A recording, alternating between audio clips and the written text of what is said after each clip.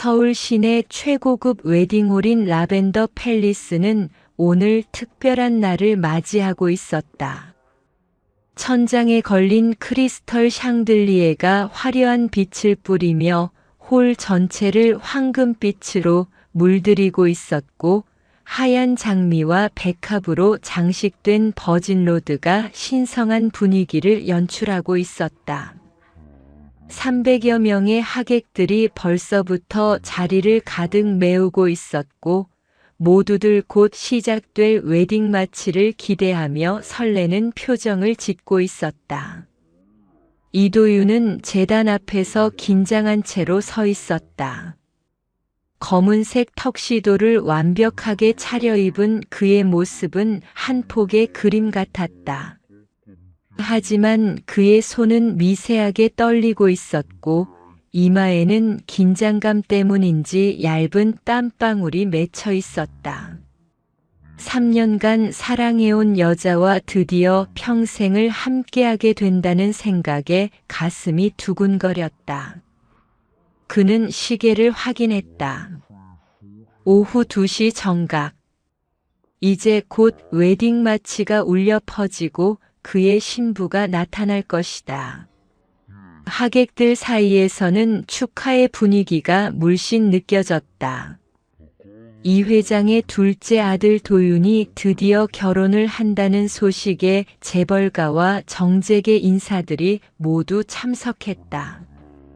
신부 이서현은 아름다운 외모로 유명한 여자였고, 많은 사람들이 그녀의 웨딩드레스 모습을 기대하고 있었다.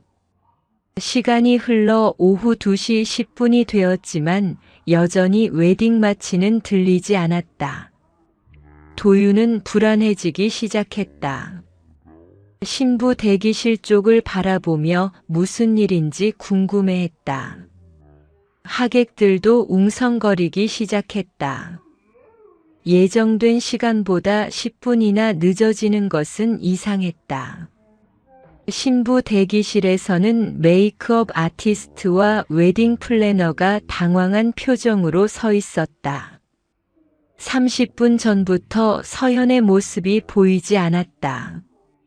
그녀는 마지막 터치업을 위해 잠깐 화장실에 다녀오겠다고 했지만 아직까지 돌아오지 않고 있었다. 웨딩 플래너는 급히 화장실을 확인해 봤지만 아무도 없었다.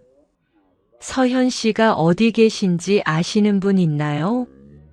웨딩 플래너가 신부 측 가족들에게 물어봤지만 아무도 그녀의 행방을 알지 못했다. 서현의 어머니는 점점 초조해지기 시작했다. 딸이 가장 중요한 순간에 어디로 간 것일까?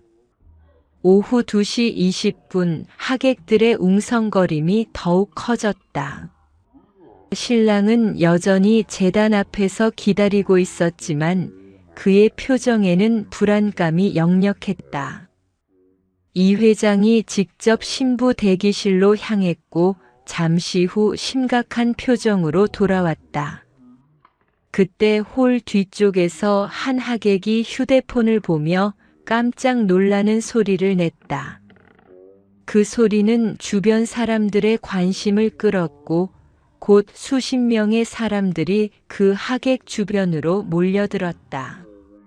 휴대폰 화면에는 충격적인 사진이 떠 있었다.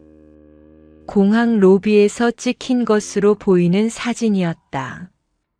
하얀 웨딩드레스를 입은 여자가 한 남자와 함께 걸어가는 모습이 선명하게 포착되어 있었다. 여자는 분명히 이서현이었고 그녀 옆의 남자는 도윤의 형인 이주혁이었다. 두 사람은 서로의 손을 잡고 있었고 서현의 얼굴에는 밝은 미소가 번져 있었다. 사진을 본 하객들 사이에서 경악의 소리가 터져 나왔다. 신부가 신랑이 아닌 신랑의 형과 함께 도망쳤다는 것이었다. 소문은 순식간에 홀 전체로 퍼져나갔고 하객들은 믿을 수 없다는 표정으로 서로를 바라봤다. 도윤은 그 소동을 듣고 제단에서 내려왔다. 사람들이 보여준 휴대폰 화면을 본 순간 그의 세상이 무너져 내리는 것 같았다. 3년간 사랑했던 여자가, 그것도 자신의 친형과 함께 결혼식을 포기하고 도망친 것이다. 형, 그녀와 함께라니. 도윤의 입에서 나온 말은 간신히 들릴 정도로 작았다. 그의 얼굴은 창백해졌고 손은 주체할 수 없을 정도로 떨리기 시작했다. 평생 믿어왔던 두 사람에게 동시에 배신당한 충격은 상상할 수 없을 만큼 컸다. 하객들은 점점 소란스러워졌다. 재벌가의 스캔들이라는 특종이 눈앞에서 벌어진 것이다. 휴대폰 카메라들이 도윤을 향해 집중되기 시작했고 기자들은 재빠르게 상황을 기록하기 시작했다. 이 회장의 얼굴은 분노로 벌겋게 달아올랐다. 평생 쌓아온 가문의 명예가 한순간에 무너지는 것을 지켜보고 있었다. 첫째 아들과 둘째 아들의 신부가 함께 도망쳤다는 것은 상상조차 할 수 없는 치욕이었다. 웨딩 플래너는 급히 음향팀에게 신호를 보내 음악을 중단시켰다. 화려했던 웨딩홀은 순식간에 아수라장이 되었다. 하객들의 웅성거림, 카메라 셔터 소리, 그리고 충격에 빠진 사람들의 탄식이 홀 전체를 가득 메웠다. 도윤은 여전히 그 자리에 서서 휴대폰 화면을 바라보고 있었다. 서현의 밝은 미소가 그의 가슴을 찢어 놓았다. 자신과 결혼하는 날 아침에 그녀는 왜 그렇게 행복해 보였을까? 그 모든 것이 거짓이었단 말인가? 신부 측 가족들은 당황해서 어쩔 줄 몰라 했다. 서현의 어머니는 눈물을 흘리며 사과했지만 이미 돌이킬 수 없는 상황이었다. 하객들은 하나둘 자리를 떠나기 시작했고 남겨진 것은 차가운 침묵과 무너진 꿈뿐이었다. 도윤은 마침내 제단을 떠났다. 그의 뒷모습은 처량했고 웨딩홀의 화려한 장식들이 오히려 그의 절망을 더욱 부각시켰다. 가장 행복해야 할 날이 인생 최악의 날로 바뀌어 버린 것이다.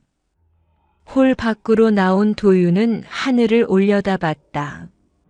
맑고 화창한 날씨가 그의 심정과는 너무나 대조적이었다. 그는 주먹을 꽉 쥐었다. 배신에 대한 분노가 가슴 속에서 타오르기 시작했다. 웨딩홀이 텅 비워진 후에도 도윤은 그 자리를 떠나지 못했다. 하객들이 모두 사라진 홀에는 축제의 흔적들만 남아 있었다. 하얀 꽃잎들이 바닥에 흩어져 있었고 버질로드 위의 레드카펫은 아무도 걷지 않은 채 덩그러니 놓여 있었다. 촛불들은 여전히 타오르고 있었지만 그 불빛마저 을씨년스럽게 느껴졌다. 이 회장은 분노를 삼키며 급히 전화를 걸기 시작했다. 사태 수습을 위해 언론사와 접촉해야 했고 무엇보다 주혁과 서현의 행방을 추적해야 했다. 그의 목소리는 차가웠고 전화 너머로 들리는 지시사항들은 마치 전쟁을 선포하는 것 같았다. 수십 년간 쌓아온 이가의 명성이 하루아침에 무너질 위기에 처한 것이다. 도윤의 어머니 김 여사는 아들을 바라보며 눈물을 흘렸다. 그녀 역시 서현을 딸처럼 아꼈는데 이런 배신을 당할 줄은 꿈에도 몰랐다. 더욱 충격적인 것은 첫째 아들 주혁이 이런 일에 연루되었다는 사실이었다. 형제가 한 여자를 두고 이런 추악한 일을 벌일 줄이야. 신부 대기실에서는 서현이 남겨둔 물건들이 그대로 있었다.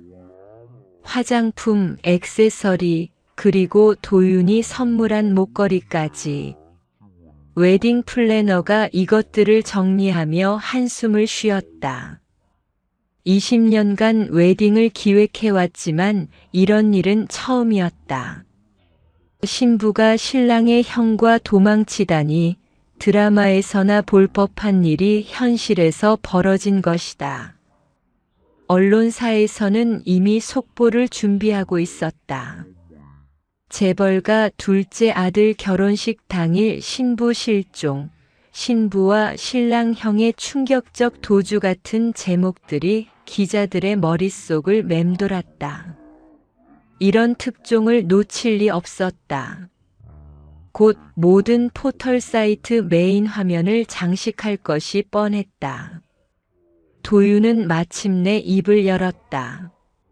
아버지, 형의 연락처를 차단하셨나요? 이 회장은 도윤을 바라보며 고개를 끄덕였다. 하지만 그의 표정에는 분노와 함께 깊은 실망이 섞여 있었다. 첫째 아들에 대한 기대가 컸던 만큼 배신감도 그만큼 컸다. 당분간은 연락이 안 될 거다. 하지만 반드시 찾아낼 것이야. 이 회장의 목소리는 결연했다. 그는 이미 사립탐정을 고용하기로 마음먹었다. 아들과 며느리 될 뻔한 여자를 찾아내서 반드시 대가를 치르게 할 것이다.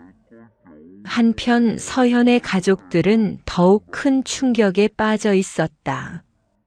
서현의 아버지는 이 회장에게 무릎을 꿇고 사과했지만 돌아오는 것은 차가운 시선뿐이었다.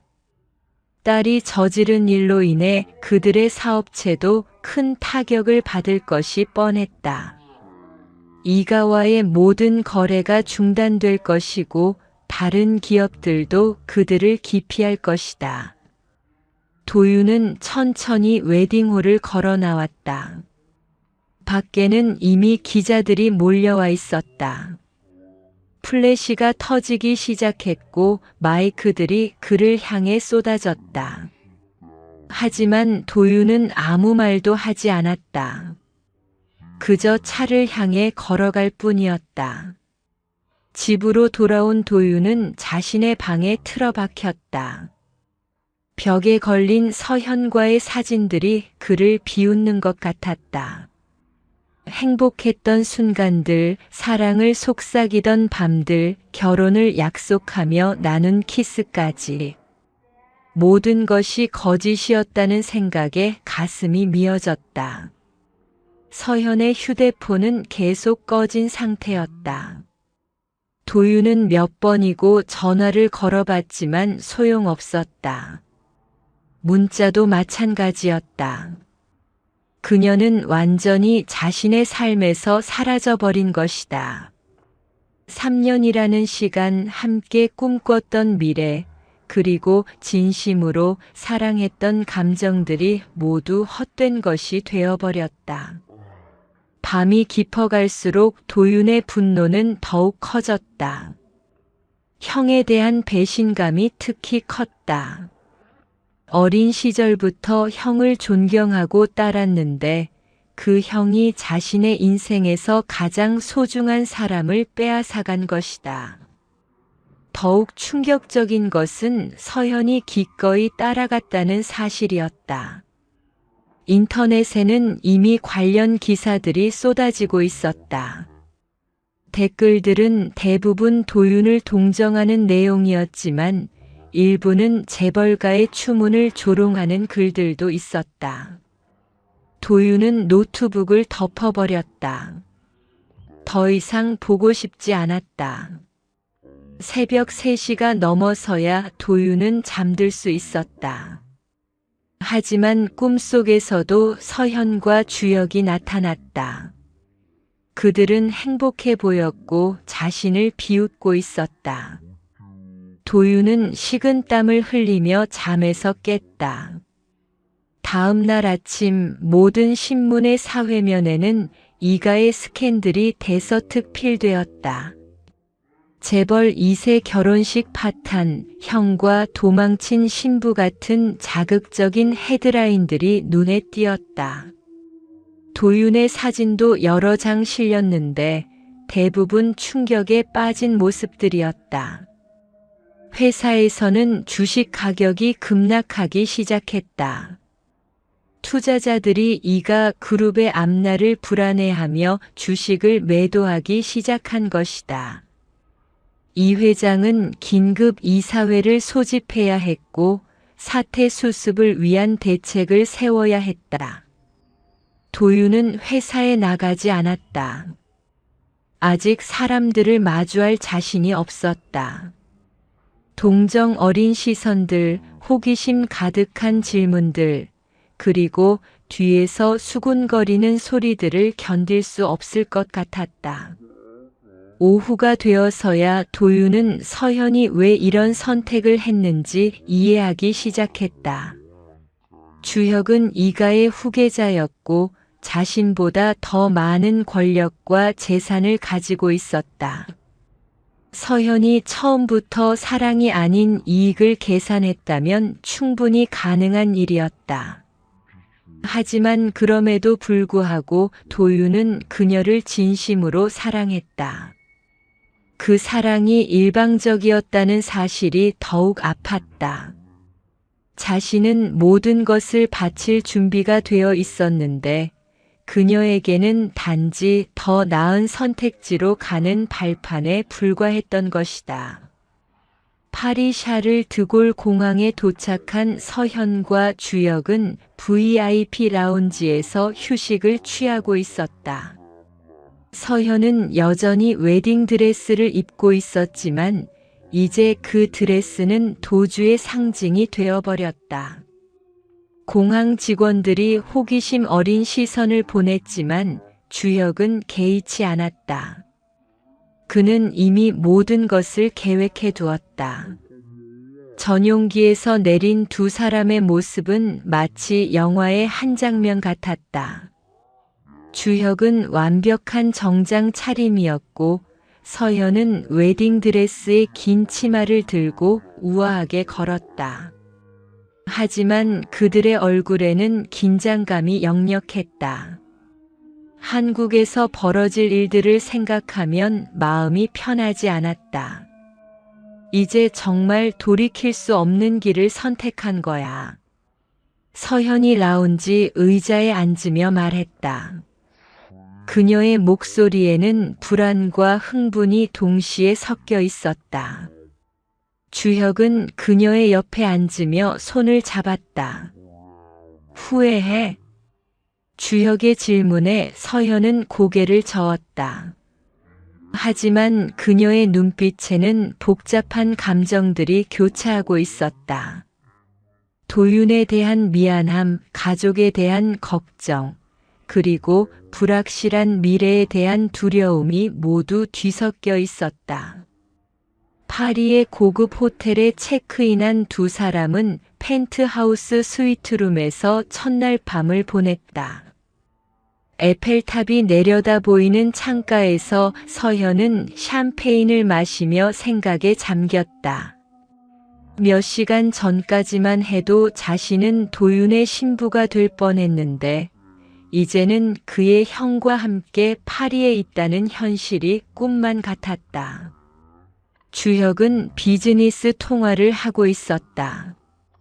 해외 계열사들과의 업무 연락이었지만 사실 그는 한국 상황을 파악하려 하고 있었다. 아버지의 분노, 언론의 반응, 그리고 동생의 상태까지 모든 것이 궁금했다. 하지만 지금은 연락을 취할 수 없는 상황이었다. 다음 날 아침 두 사람은 샹젤리제 거리를 걸었다. 서현은 어제 급히 산 옷을 입고 있었다. 웨딩드레스는 호텔 방에 그대로 걸어두었다. 그 드레스를 보면 어제의 일들이 생생하게 떠올랐다. 도윤의 당황한 표정, 하객들의 충격에 찬 시선, 그리고 자신이 저질러버린 일의 크기가. 서현아, 뭘 그렇게 심각하게 생각해? 주혁이 그녀의 어깨를 안으며 물었다. 서현은 미소를 지으려 노력했지만 쉽지 않았다. 아무것도 아니야. 그냥 모든 게 빨리 지나간 것 같아서. 하지만 실제로는 더 복잡한 감정들이 그녀의 마음을 지배하고 있었다. 주혁을 선택한 것이 정말 옳은 일이었을까? 도윤은 지금 어떤 기분일까? 그리고 무엇보다 주혁이 자신을 진심으로 사랑하는 것일까? 주혁과의 관계는 3개월 전부터 시작되었다. 도윤과 약혼한 상태에서 그의 형과 은밀한 만남을 가졌던 것이다. 처음에는 단순한 호기심이었다. 이가의 후계자인 주혁이 자신에게 관심을 보인다는 사실이 흥미로웠다. 하지만 시간이 지나면서 그 관계는 점점 깊어졌고 결국 결혼식 당일 이런 극단적인 선택을 하게 된 것이다. 파리에서의 며칠은 달콤했다. 미슐랭 스타 레스토랑에서의 저녁 식사, 루브르 박물관 관람, 그리고 센 강변의 로맨틱한 산책까지. 두 사람은 마치 신혼부부처럼 행동했다. 하지만 그 달콤함 속에서도 미묘한 균열이 시작되고 있었다. 주혁은 생각보다 차가운 면이 있었다. 비즈니스 통화를 할 때의 그는 완전히 다른 사람이었다. 냉정하고 계산적이었으며 때로는 무자비하기까지 했다. 서현은 그런 모습을 보며 불안감을 느끼기 시작했다. 자신도 언젠가는 그런 냉정한 계산의 대상이 될 수 있다는 생각이 들었다. 일주일 후 두 사람은 스위스로 이동했다. 알프스의 고급 리조트에서 더욱 은밀한 시간을 보내기 위해서였다. 하지만 한국에서의 소식들은 계속 들려왔다. 인터넷 기사들, SNS 게시물들, 그리고 지인들을 통한 소문들까지. 한국은 지금 난리야. 우리 사진이 모든 포털 사이트 메인에 떠 있대. 주혁이 노트북을 보며 말했다. 그의 표정은 의외로 담담했다. 마치 이 모든 일이 예상 범위 내의 일인 것처럼. 서현은 그런 그의 반응이 이상했다. 걱정 안 돼? 아버지가 얼마나 화가 나셨을지. 아버지는 시간이 지나면 이해하실 거야. 결국 가문의 이익을 위한 일이니까. 주혁의 대답에서 서현은 소름이 돋았다. 가문의 이익. 자신들의 사랑이 가문의 이익을 위한 것이라는 말인가. 그녀는 처음으로 자신이 또 다른 계산의 대상이 아닐까 하는 의혹을 품기 시작했다. 그날 밤 서현은 잠들지 못했다. 창밖으로 보이는 알프스의 설경은 아름다웠지만 그녀의 마음은 점점 춥고 어두워져만 갔다. 주혁은 옆에서 평온하게 잠들어 있었다. 그의 얼굴을 바라보며 서현은 생각했다. 과연 이 남자가 자신을 진심으로 사랑하는 것일까? 다음 날 아침 주혁에게서 충격적인 말을 들었다. 우리가 결혼하면 이가 그룹의 지분 구조가 완전히 바뀔 거야. 아버지도 결국은 현실을 받아들이실 수밖에 없어. 서현은 그제서야 깨달았다. 자신이 단순히 사랑 때문에 선택받은 것이 아니라 주역의 야망을 위한 도구로 이용당하고 있다는 것을. 도윤을 버리고 주역을 선택한 것도, 이렇게 해외로 도피한 것도 모두 그의 계획 안에 있었던 일이었다. 너, 처음부터 이걸 계획했던 거야? 서현의 목소리는 떨리고 있었다. 주혁은 커피를 마시며 태연하게 대답했다. 사랑과 계산이 반드시 모순되는 건 아니야. 나는 너를 사랑하지만 동시에 우리의 미래도 생각하는 거지. 그 순간 서현은 자신이 얼마나 큰 실수를 저질렀는지 깨달았다. 진심으로 사랑해준 도윤을 버리고 자신을 이용하려는 주역을 선택한 것이었다. 하지만 이미 모든 것이 돌이킬 수 없는 상황이 되어버렸다. 결혼식이 파탄난 지 2주가 지났지만 도윤은 여전히 정상적인 생활을 하지 못하고 있었다. 회사에는 나가지 않았고 가족들과의 대화도 거의 하지 않았다. 그는 하루 종일 방에 틀어박혀 있거나 밤늦게 거리를 방황하며 시간을 보냈다. 어머니 김 여사는 아들의 상태를 걱정하며 매일 방문을 두드렸지만 도윤은 좀처럼 문을 열어주지 않았다. 이번 주 금요일 밤 도윤은 또다시 집을 나섰다. 목적지 없이 걷다가 자연스럽게 발길이 향한 곳은 강남의 한 고급파였다. 평소라면 절대 혼자 가지 않을 곳이었지만 지금의 그에게는 사람들의 시선도 소음도 상관없었다. 그저 현실을 잊고 싶었다. 바에서 도윤은 위스키를 연달아 마셨다. 알코올이 혈관을 타고 돌면서 그의 이성을 마비시켰다. 하지만 술에 취할수록 서현에 대한 그리움과 배신감은 더욱 선명해졌다. 그녀의 미소, 그녀의 향기, 그리고 그녀가 자신에게 속삭였던 사랑의 말들이 모두 거짓이었다는 사실이 가슴을 짓눌렀다. 도윤아, 정말 너구나. 익숙한 목소리에 도윤이 고개를 돌렸다. 윤지아가 그곳에 서 있었다. 서현의 대학 동창이자 절친한 친구였던 지아는 도윤과도 자주 만났던 사이였다. 그녀는 도윤의 술에 취한 모습을 보며 안타까운 표정을 지었다. 지아, 너도 알고 있지? 서현이가 형과. 도윤의 목소리는 술기운 때문에 흐려져 있었다. 지아는 주저하다가 그의 옆자리에 앉았다.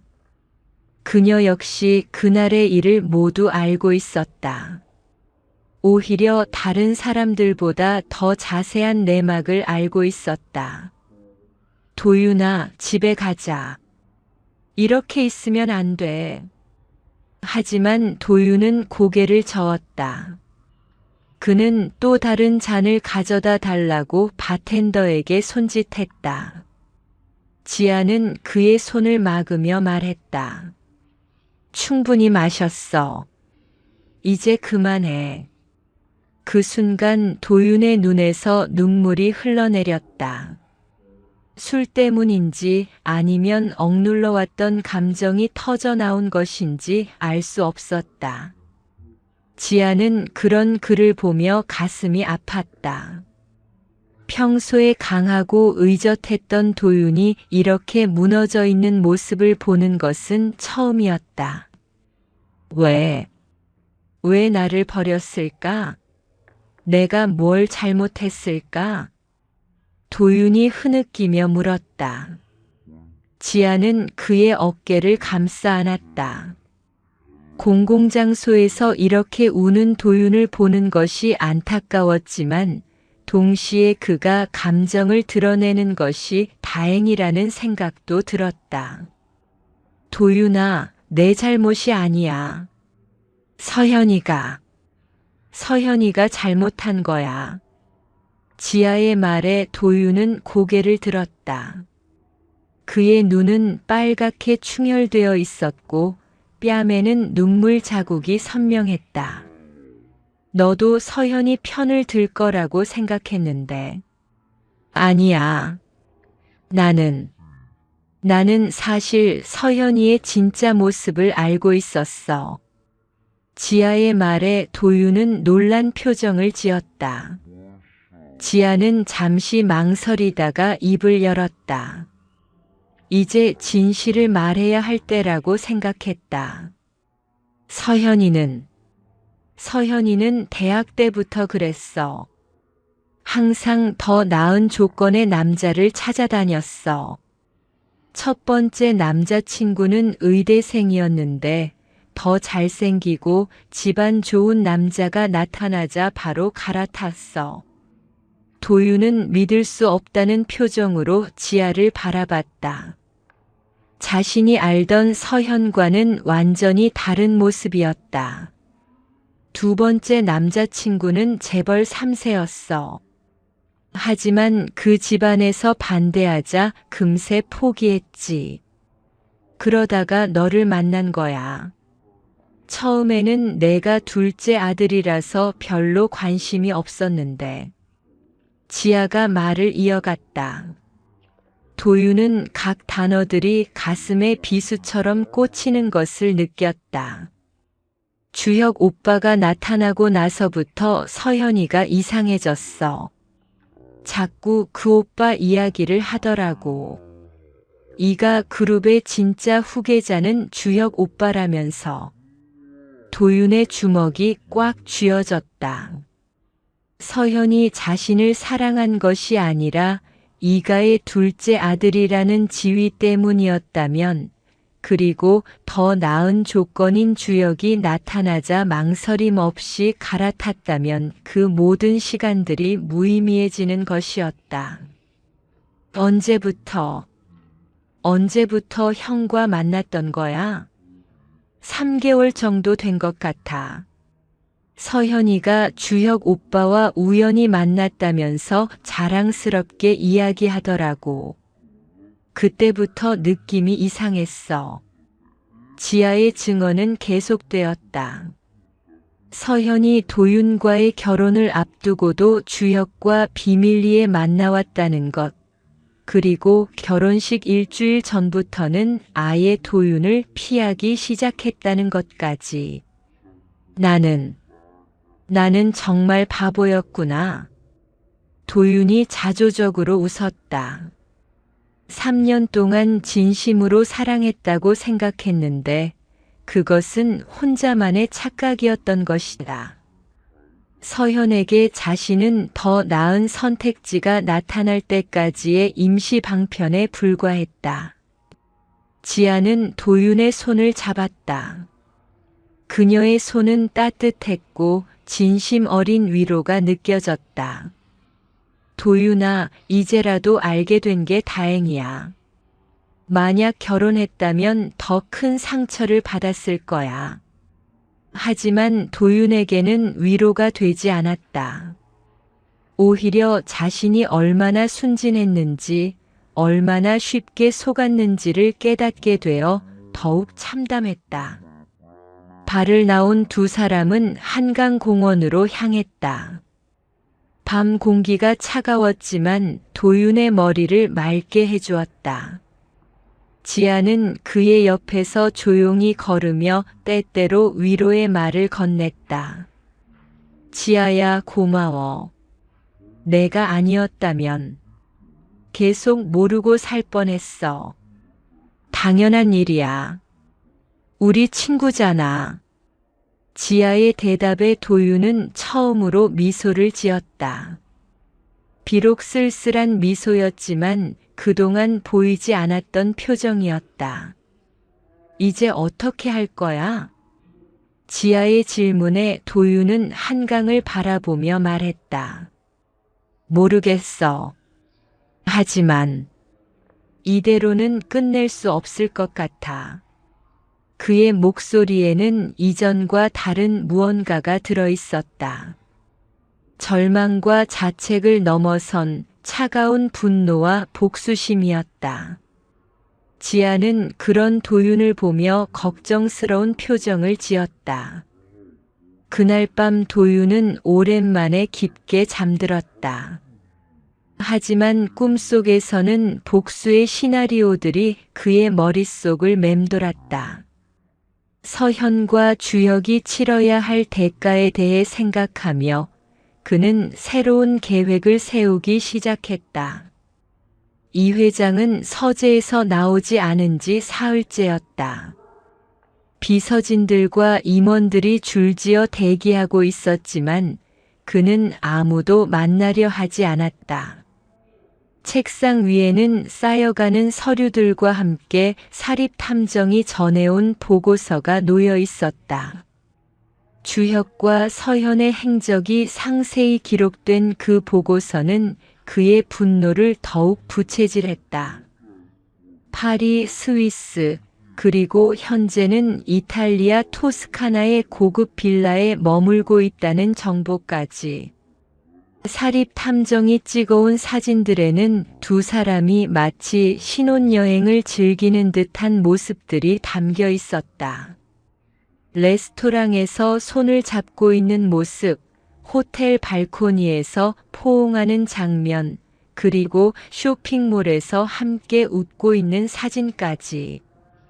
이 회장의 주먹이 책상을 내리쳤다.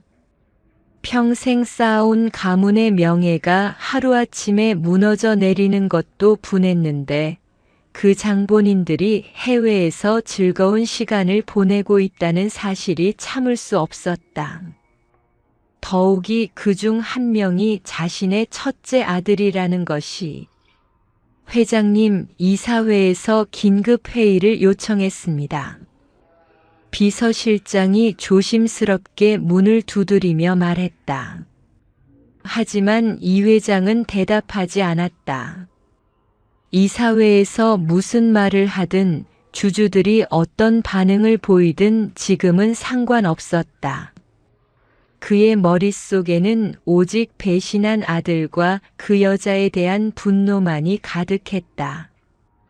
회사의 주가는 연일 하락세를 면치 못하고 있었다. 언론에서는 매일같이 이가 그룹의 스캔들을 다뤘고 경쟁업체들은 이 기회를 놓치지 않고 공격적인 마케팅을 펼치고 있었다.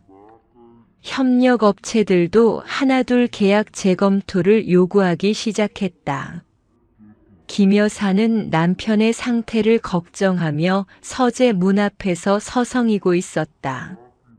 3일 동안 제대로 된 식사도 하지 않은 남편이 염려되었지만 그의 분노가 절정에 달한 지금 함부로 다가갈 수도 없었다. 첫째 아들에 대한 기대가 컸던 만큼 배신감도 그만큼 클 것이라는 것을 알고 있었다. 도윤이 서재 문을 두드렸다. 며칠 전 지아와의 만남 이후 그는 많은 것을 정리할 수 있었다. 서현의 진짜 모습을 알게 된 후 오히려 마음이 차분해졌다. 이제는 분노보다는 차가운 복수심이 그의 마음을 지배하고 있었다. 아버지, 들어가도 될까요? 잠시 침묵이 흐른 후 이 회장의 굵직한 목소리가 들려왔다. 들어와라. 서재 안의 이 회장은 평소와 달리 많이 초췌해 보였다. 머리는 흐트러져 있었고 정장 재킷은 의자에 걸려 있었다. 하지만 그의 눈빛만큼은 여전히 예리하고 분노로 가득했다. 형의 소식을 들었습니다. 도윤이 책상 앞에 서서 말했다. 이 회장은 사립탐정의 보고서를 들어올리며 아들에게 던져주었다. 봐라. 내 형이 무슨 짓을 하고 있는지. 도윤은 보고서를 펼쳐봤다. 상세한 행적과 함께 여러 장의 사진들이 들어있었다. 서현과 주혁이 행복해 보이는 모습들을 보며 도윤의 턱선이 굳어졌다. 아버지, 이대로 놔둘 순 없습니다. 그럼 어떻게 하자는 거냐? 해외에 있는 그들을 어떻게 데려올 수 있겠느냐? 이 회장의 목소리에는 무력감이 섞여 있었다. 아무리 이가 그룹의 회장이라고 해도 해외에 있는 성인 아들을 강제로 데려올 수는 없는 일이었다. 돈줄을 끊으면 됩니다. 도윤의 제안에 이 회장이 고개를 들었다. 주혁이 형은 지금 해외 계열사 카드와 개인 계좌를 사용하고 있을 겁니다. 그 모든 것을 동결시키면 더 이상 버틸 수 없을 거예요. 이 회장은 아들의 말을 듣고 고민에 빠졌다. 첫째 아들에 대한 마지막 애정이 그를 주저하게 만들었다. 하지만 동시에 이런 배신을 그냥 넘어갈 수도 없었다. 그뿐만 아닙니다. 서현이 가족의 사업체도 타격을 줘야 합니다. 그들이 이 일에 대한 책임을 져야 해요. 도윤의 목소리는 차갑고 단호했다. 이 회장은 아들의 변화한 모습을 주의 깊게 관찰했다. 며칠 전까지만 해도 상심에 빠져 있던 아들이 이제는 완전히 다른 사람이 된 것 같았다. 내 아들을 버리고 형과 함께 달아난 여자. 이 회장이 중얼거렸다. 그의 목소리에는 서현에 대한 혐오가 가득했다. 이 수치를 내가 반드시 갚아주겠다. 그날 오후 이 회장은 긴급 임원회의를 소집했다. 주혁의 모든 권한을 박탈하고 해외 계열사에서 사용 가능한 모든 카드와 계좌를 동결시키라는 지시를 내렸다. 또한 서현의 아버지가 운영하는 중소기업과의 모든 거래를 중단하고 협력업체들에게도 해당 업체와의 거래를 재고하도록 압력을 넣었다.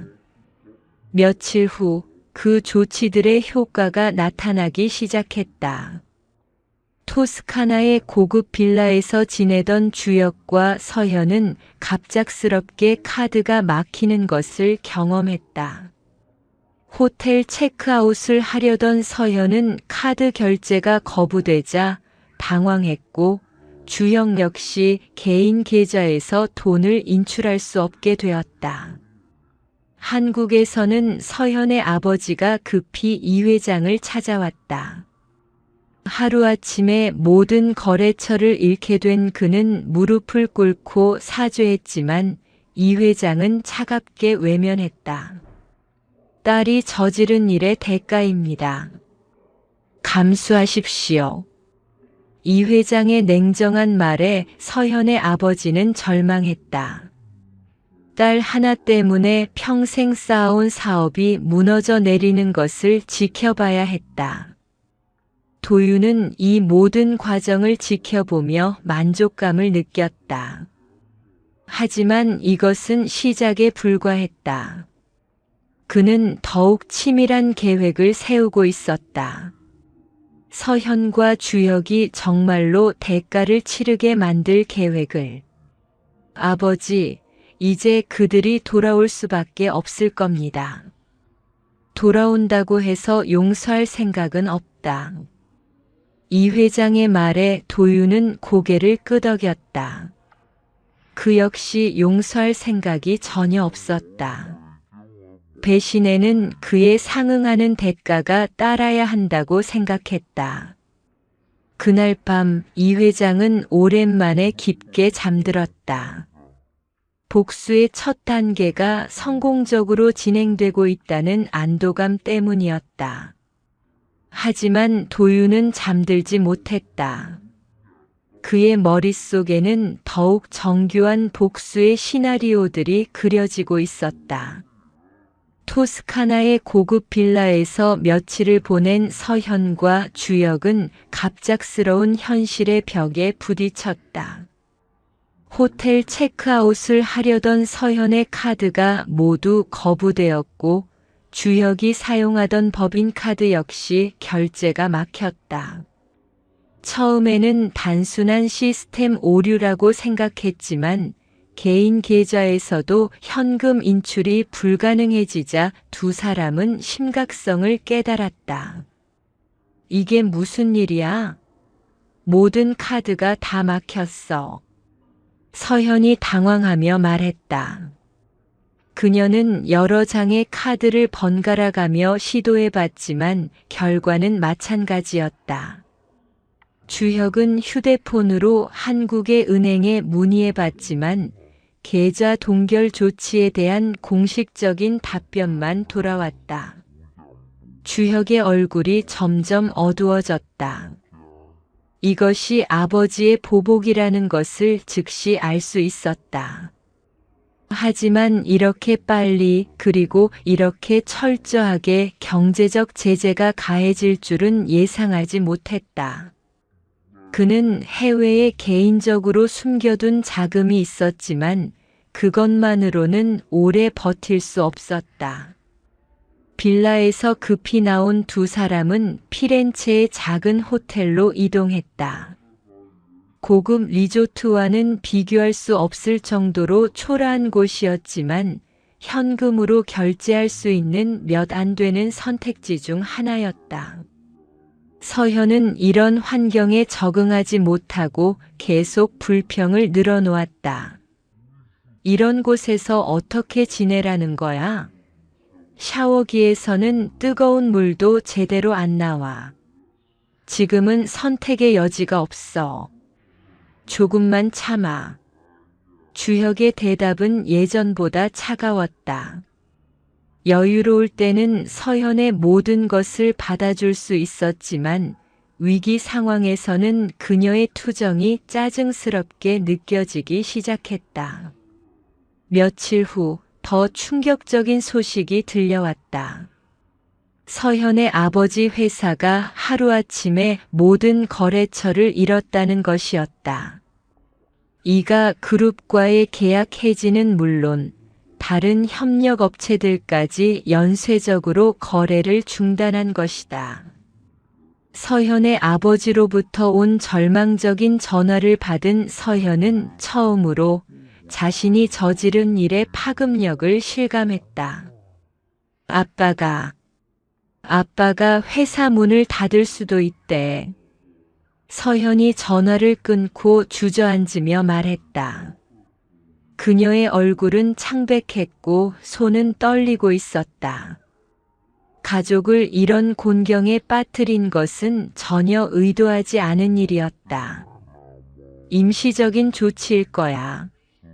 시간이 지나면 해결될 문제야. 주혁은 담담하게 말했지만 실제로는 상황이 그렇게 간단하지 않다는 것을 알고 있었다. 아버지의 성격상 이런 조치가 일시적일 리 없었다. 이것은 본격적인 전쟁의 시작이었다. 그날 밤 서현은 잠들지 못했다. 작은 호텔방 창문 밖으로는 피렌체의 야경이 보였지만 예전처럼 아름답게 느껴지지 않았다. 모든 것이 현실로 다가왔다. 도윤을 버린 것, 주혁과 도망친 것, 그리고 그로 인해 벌어진 모든 결과들이 후회돼? 주혁이 침대에서 일어나 창가로 다가오며 물었다. 서현은 고개를 돌려 그를 바라봤다. 달빛에 비친 그의 얼굴은 예전처럼 다정해 보이지 않았다. 모르겠어. 이렇게 될 줄은 몰랐어. 내가 선택한 거야. 주혁의 말투는 차가웠다. 서현은 그 말에 소름이 돋았다. 마치 자신이 혼자서 모든 것을 결정한 것처럼 말하는 주혁의 태도가 이상했다. 내가 선택했다고? 너도 함께 한 일인데? 나는 내가 오기를 원한다고 했을 뿐이야. 강요한 적은 없어. 서현은 믿을 수 없다는 표정으로 주혁을 바라봤다. 3개월 동안 그가 얼마나 적극적으로 자신을 유혹했는지 결혼식 당일 도주를 제안한 것도 그였다는 사실을 그가 부정하고 있었다. 너 정말 그런 식으로 생각하는 거야? 사실을 말하는 거야. 내가 도윤이를 버리고 나를 선택한 거잖아. 주혁의 말에 서현은 분노가 치밀어 올랐다. 하지만 동시에 두려움도 느꼈다. 지금 이 상황에서 주혁마저 등을 돌린다면 자신은 완전히 혼자가 되는 것이었다. 다음 날 아침 두 사람 사이의 기류는 더욱 차가워졌다. 주혁은 비즈니스 통화에만 몰두했고 서현과의 대화는 최소한으로 줄였다. 서현은 그런 그의 변화를 지켜보며 절망감을 느꼈다. 넌 내 인생을 망쳤어. 결국 서현이 폭발했다. 며칠간 쌓였던 불만과 분노가 한꺼번에 터져나온 것이다. 내가 나를 유혹했고 내가 함께 도망치자고 했잖아. 그런데 이제 와서 내 책임이라고. 주혁은 차갑게 웃었다. 그의 표정에는 조롱과 경멸이 섞여 있었다. 내가 선택한 거야. 도윤이와 결혼할 수도 있었는데 나를 선택한 건 너야. 당신이 사랑한다고 했잖아. 나와 함께 새로운 인생을 시작하자고 했잖아. 사랑이 뭐가 그리 대단한가? 결국 계산이지. 주혁의 냉정한 말에 서현은 마침내 깨달았다. 자신이 얼마나 어리석었는지, 얼마나 큰 실수를 저질렀는지를. 진심으로 사랑해준 도윤을 버리고 자신을 이용하려던 주혁을 선택한 것이었다. 너, 처음부터 나를 이용하려고 했던 거야? 이용이라는 표현은 좀 그렇고, 서로에게 도움이 되는 관계였다고 생각해. 주혁의 대답에 서현은 절망했다. 그녀는 바닥에 주저앉아 울기 시작했다. 모든 것을 잃었다는 생각이 들었다. 가족, 미래, 그리고 사랑까지. 이제 어떻게 해야 하는데? 한국으로 돌아가야지. 여기서 더 이상 버틸 수는 없어. 주혁의 말에 서현은 고개를 들었다. 돌아가면 어떻게 되는데? 글쎄, 아버지와 도윤이가 우리를 어떻게 대할지는 모르겠어. 주혁의 목소리에는 무관심이 가득했다. 마치 자신과는 상관없는 일인 것처럼 말하고 있었다. 서현은 그제서야 완전히 이해했다. 주혁에게 자신은 처음부터 소모품에 불과했다는 것을. 그날 밤 서현은 혼자 호텔 복도를 걸었다. 도윤의 전화번호를 여러 번 눌러봤지만 결국 통화 버튼을 누르지는 못했다. 이제 와서 무슨 말을 할 수 있을까? 미안하다고 돌아가고 싶다고 말할 수 있을까?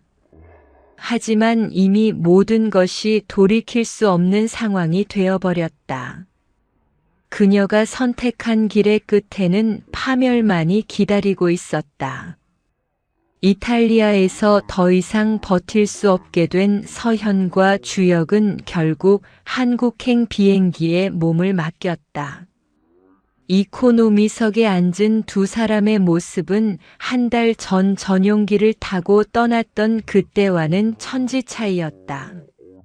서현은 창가 자리에서 계속 울고 있었고 주혁은 무표정한 얼굴로 앞만 바라보고 있었다. 인천공항에 도착한 순간부터 지옥이 시작되었다. 도윤이 언론에 제보한 덕분에 수십 명의 기자들이 몰려와 있었다. 플래시가 폭우처럼 쏟아졌고 마이크들이 두 사람을 향해 돌진했다. 공항 보안 요원들이 길을 만들어 주었지만 기자들의 질문 공세는 계속되었다. 서현 씨, 결혼식 당일 도주한 이유가 뭔가요? 주혁 씨, 동생의 신부를 빼앗은 심경은 어떻습니까? 두 분의 관계는 언제부터 시작된 건가요? 질문들이 쏟아졌지만 두 사람은 대답하지 않았다. 서현은 스카프로 얼굴을 가렸고 주혁은 선글라스를 쓴 채 빠른 걸음으로 공항을 빠져나가려 했다. 하지만 기자들은 끈질기게 따라붙었다. 공항을 벗어난 후에도 상황은 나아지지 않았다. 도윤이 치밀하게 계획한 대로 모든 것이 진행되고 있었다. SNS와 온라인 커뮤니티에는 두 사람의 귀국 소식이 실시간으로 퍼져나갔고 네티즌들의 반응은 냉혹했다. 재벌가 불륜남매 결국 꼴이 내렸네. 돈 떨어지니까 돌아왔구만 크크. 서현 진짜 역겹다. 결혼식 당일에 신랑 형과 도망치다니. 악플들이 쏟아졌고 두 사람의 과거 사진들까지 파헤쳐져 온라인에 유포되었다. 도윤이 사전에 언론사들과 접촉해서 준비한 자료들이 일제히 공개된 것이다. 서현은 친정집으로 돌아갔지만 그곳에서도 환영받지 못했다. 아버지의 회사는 이미 파산 직전이었고 어머니는 딸을 원망하는 눈빛으로 바라봤다. 집 앞에는 기자들이 진을 치고 있었고 이웃들의 차가운 시선도 견디기 어려웠다. 내가 무슨 짓을 한 건지 알아? 우리 가족이 다 망했어. 어머니가 서연에게 소리쳤다. 평생 딸을 자랑스러워했던 어머니의 변한 모습에 서현은 더욱 절망했다. 한편 주혁은 이가 대저택으로 돌아갔지만 아버지는 그를 만나주지 않았다. 집안의 모든 직원들이 그를 외면했고 그의 방은 이미 다른 용도로 사용되고 있었다. 그는 마치 유령처럼 자신의 집에서 떠돌아야 했다. 도윤은 이 모든 과정을 지켜보며 차가운 만족감을 느꼈다. 하지만 이것만으로는 충분하지 않았다. 그는 더욱 치명적인 카드를 준비하고 있었다. 지아가 제공한 서현의 과거 연애사와 주혁과의 불륜 과정을 상세히 기록한 자료들을 언론에 제보할 계획이었다. 며칠 후 주요 일간지와 방송사들이 일제히 특종을 터뜨렸다. 서현의 대학 시절부터 현재까지의 모든 연애 이력이 공개되었고 주혁과의 관계가 어떻게 시작되어 발전했는지까지 세세하게 보도되었다. 지아의 증언을 바탕으로 한 기사들은 서현을 완전히 사회적으로 매장시켰다. 계산적 연애의 전문가 이서현의 충격적인 과거. 결혼식 3개월 전부터 시작된 불륜. 치밀한 계획된 배신. 돈과 지위만 쫓아다닌 여자의 최후. 기사들은 연일 쏟아졌고 서현은 완전히 사회적 매장을 당했다. 그녀의 과거 연인들까지 나서서 증언했고 대학 동창들도 그녀의 계산적인 성격에 대해 폭로했다. 주혁 역시 예외는 아니었다. 동생의 신부를 빼앗은 형이라는 오명은 그의 사회적 생명을 완전히 끝장냈다. 재벌 후계자로서의 미래는 물론 일반 사회에서도 받아들여지지 않는 존재가 되어버렸다. 일주일 후 서현은 더 이상 견딜 수 없어 도윤에게 연락을 시도했다. 하지만 그의 전화번호는 이미 차단되어 있었다. 문자 메시지도 마찬가지였다. 절망한 서현은 도윤의 회사 앞에서 기다렸다. 오후 늦게 회사를 나오는 도윤을 발견한 서현은 달려갔다. 하지만 도윤은 그녀를 보고도 무표정한 얼굴로 지나치려 했다. 도윤아, 제발. 한 번만 이야기하자. 서현이 그의 팔을 붙잡으며 애원했다. 도윤은 차가운 눈빛으로 그녀를 내려다봤다. 뭘 이야기하자는 거야? 미안해. 정말 미안해. 내가 잘못했어. 하지만 도윤의 표정은 변하지 않았다. 그는 서현의 손을 뿌리치며 말했다. 이제 와서 미안하다고. 내가 선택한 길이잖아. 나는 정말 사랑했어. 너를 사랑했다고. 거짓말 그만해. 지아한테 다 들었어. 내가 어떤 여자인지 모르는 사람이 없어. 도윤의 말에 서현은 무릎이 꺾였다. 모든 것이 들통난 것이었다. 가장 믿었던 사람에게 받은 배신. 그 끝이 어떤지 이제 알겠지. 도윤의 마지막 말은 얼음처럼 차가웠다. 그는 서현을 뒤로 한 채 자신의 차에 올라탔다. 서현은 그 자리에 주저앉아 오열했지만 지나가는 사람들은 그녀를 동정하지 않았다. 이미 모든 사람이 그녀의 정체를 알고 있었기 때문이다. 그날 밤 주요 방송사의 9시 뉴스에서는 이 사건의 후속 보도가 나왔다. 서현과 주혁의 현재 상황, 그리고 이가 그룹의 대응 방침까지 상세히 다뤄졌다. 두 사람은 완전히 사회적으로 매장된 상태였다. 도윤은 집에서 뉴스를 보며 차가운 미소를 지었다. 복수는 성공적으로 이루어지고 있었다. 하지만 이것도 끝이 아니었다. 그는 마지막 단계를 준비하고 있었다. 서현과 주혁이 완전히 파멸할 때까지 멈추지 않을 것이었다. 언론의 집중 포화를 받은 서현과 주혁은 더 이상 정상적인 생활을 할 수 없게 되었다. 그들이 어디를 가든 기자들이 따라붙었고 사람들의 손가락질을 받아야 했다. 한때 화려했던 그들의 삶은 완전히 무너져 내렸다. 복수가 완성된 지 한 달이 지났지만 서현과 주혁의 삶은 여전히 지옥과 다름없었다. 두 사람은 더 이상 함께 있을 수 없게 되었다. 서로를 원망하고 비난하며 보낸 날들이 쌓이자 그들 사이에 남은 것은 증오뿐이었다. 사랑이라고 믿었던 감정들은 모두 허상이었다는 것이 드러났다. 서현은 친정에서도 쫓겨나다시피 해서 고시원에서 지내고 있었다. 아버지의 회사는 결국 파산했고 가족들은 그녀를 원망하며 연락을 끊었다. 그녀가 할 수 있는 일도 거의 없었다. 이력서를 내면 면접도 보기 전에 떨어졌고 아르바이트조차 구하기 어려웠다.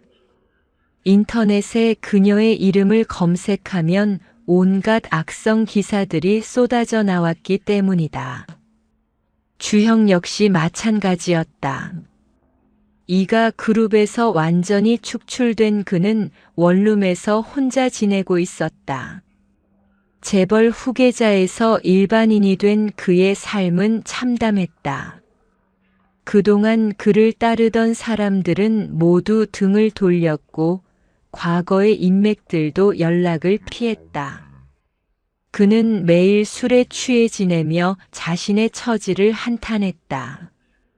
어느 날 밤 서현은 더 이상 견딜 수 없어 주혁을 찾아갔다.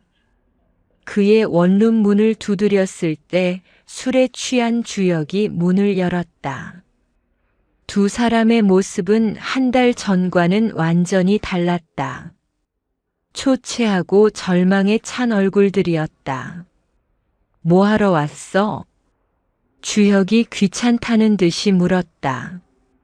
서현은 그의 방으로 들어가 주변을 둘러봤다. 술병들이 널려 있었고 방은 엉망이었다. 한때 완벽했던 남자의 몰락한 모습이었다. 우리 이대로 끝나는 거야? 서현이 물었다. 하지만 그녀도 이미 답을 알고 있었다. 그들 사이에는 더 이상 어떤 희망도 남아있지 않았다. 끝이라니 애초에 시작도 없었잖아. 주혁이 냉소적으로 대답했다. 그는 또 다른 술잔을 들어 마셨다. 너 때문에 내 인생이 망했어. 서현이 소리쳤다. 그동안 쌓였던 분노가 폭발한 것이다. 나 때문이라고. 웃기는 소리 하지 마.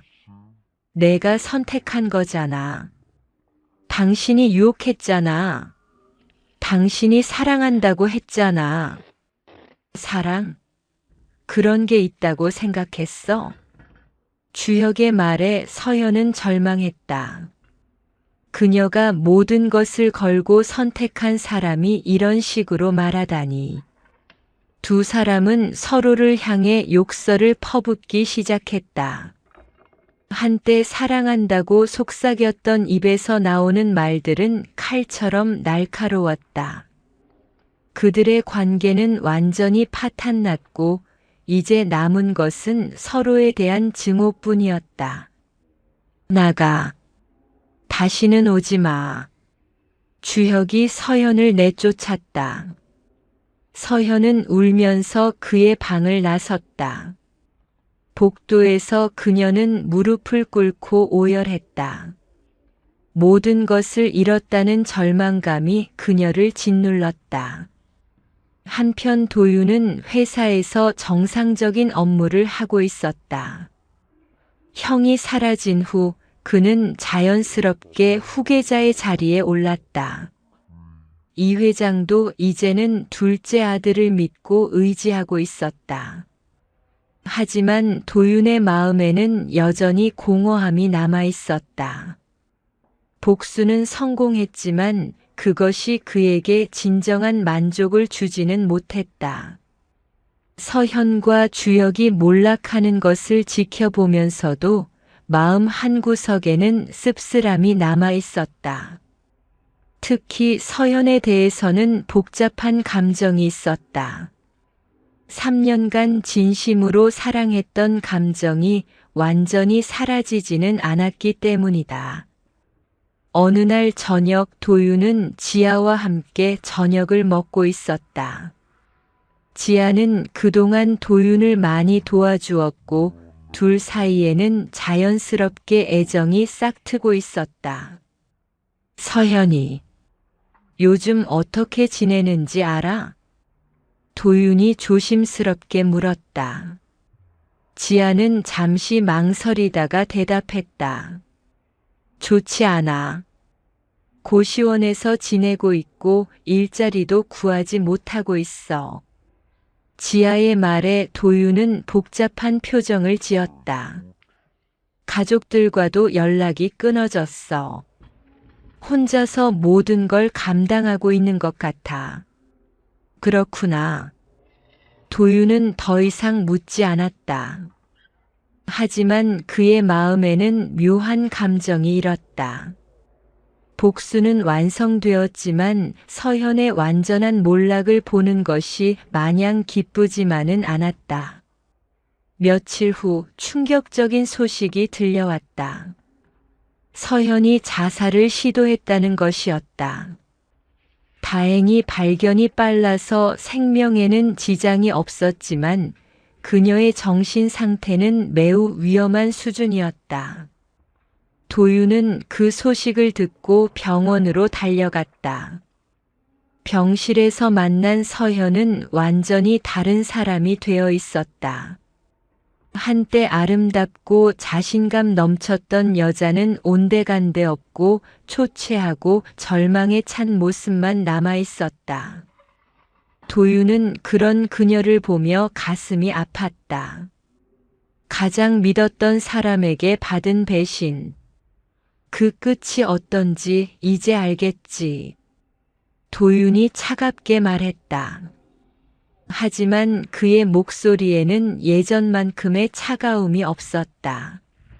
서현은 도윤을 바라보며 힘없이 웃었다. 이제 정말 끝이구나. 그래, 끝이야. 도윤의 대답에 서현은 고개를 끄덕였다. 더 이상 할 말도 바랄 것도 없었다. 도윤은 병실을 나서며 마지막으로 뒤돌아봤다. 침대에 누워있는 서현의 모습은 그의 기억 속에 영원히 남을 것 같았다. 복수는 완성되었지만 그 끝에는 누구도 행복하지 않은 결과만 남아있었다.